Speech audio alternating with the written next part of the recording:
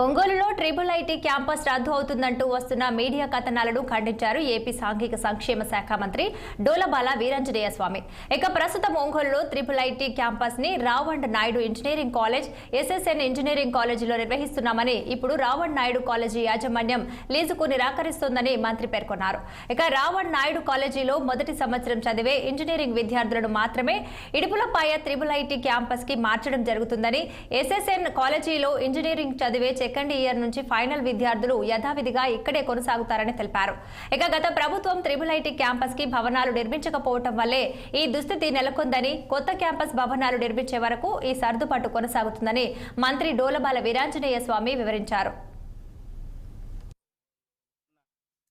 మీద ఈ మధ్య పత్రికల్లో ట్రిపుల్ ఐటీ తరలిపోతుంది అనేటువంటి కథనాలు రావటం, దీనికి సంబంధించి ఈరోజు ట్రిపుల్ ఐటీ డీను అదేవిధంగా డైరెక్టర్ గారితో నేను పిలిచి మాట్లాడడం జరిగింది. దీనికి సంబంధించిన కలెక్టర్ గారితో అదేవిధంగా ప్రిన్సిపల్ సెక్రటరీ గారితో కూడా చర్చించడం జరిగింది. ఇక్కడ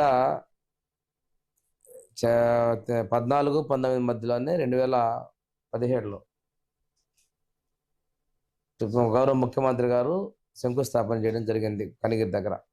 తర్వాత ప్రభుత్వం దాన్ని పూర్తిగా గాలి కొదిలేయడం వల్ల వాళ్ళే ఒంగోలు 2 క్యాంపస్ల్లో కళాశాలని ఏర్పాటు చేయడం జరిగింది. ఆ రోజున బిల్డింగ్లు పూర్తయింటే ఈరోజు ఈ పరిస్థితి వచ్చేది కాదు, నిర్మాణాలు చేపట్టుంటే.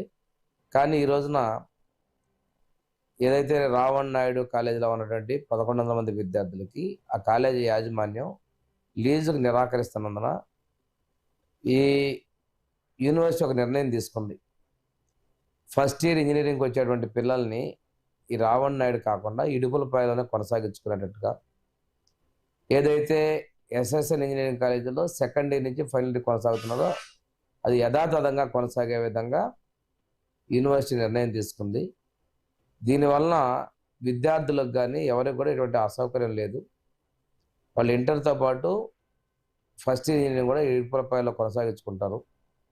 ఇప్పుడు ఫస్ట్ ఇయర్ మాత్రమే రావణ్ నాయుడులో చదువుకొని second year, third year, final ఇయర్కి ఈ విద్యార్థులు ఎస్ఎస్ఎన్ క్యాంపస్లోకి షిఫ్ట్ అవుతున్నారు.